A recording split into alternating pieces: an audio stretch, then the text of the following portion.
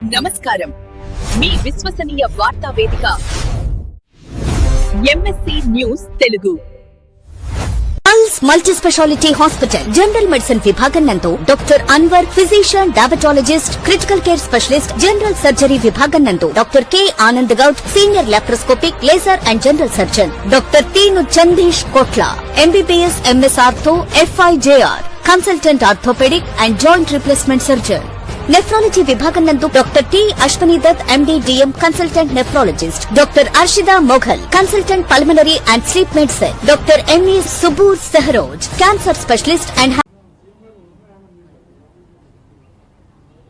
చేయాల్సిన పని చేయకుండా ఇవాళ ప్రజల దృష్టి మళ్లించడానికి పంపు లాంచ్ చేయవా స్వామి, పంపు లాంచ్ చేసి నీళ్ళు ఎత్తిపోయేవాయా అంటే కన్నెపల్లి మోటార్ లాంచ్ చేయడు. తర్వాత వర్షం పడింది, వర్షాలు పడ్డ తర్వాత ఇవాళ యాగాలు చేస్తున్నాడు.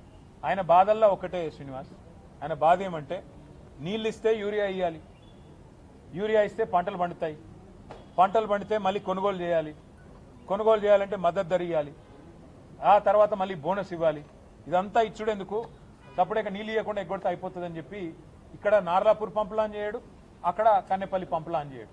వర్షం పడ్డది కాబట్టి ఇవాళ మళ్ళీ కొత్త కలరింగ్ ఇచ్చి నేనేదో చేస్తున్నా, నేను చేయడం వల్లనే వర్షం పడ్డది అన్నట్టు. ఇదే మహానుభావుడు కదా దేవతల మీద ఒట్టు పెట్టింది, ఒట్టు పెట్టి రుణమాఫీ మాట తప్పింది ఇదే మహానుభావుడు. కాబట్టి వరుణ యాగాలు కాదు చేయాల్సింది ముఖ్యమంత్రి గారు. యాగం చేస్తే తప్పులేదు, కానీ యాగంతో పాటు చేయాల్సిన పని చేయాలి. దైవ ఆశీర్వాదానికి మానవ ప్రయత్నం తోడవాలి. మానవ ప్రయత్నం ఏం చేయాలి, పంపులు ఆన్ చేయాలి. వర్షం పడుతుంటే కిందికి నీళ్లు పోకుండా, గురువు గారికి గురుదక్షిణ ఇవ్వకుండా ఇక్కడ మన రైతాంగానికి దండం పెట్టి నీళ్ళు ఇచ్చే పరిస్థితి తెస్తే మంచిది. Thank you.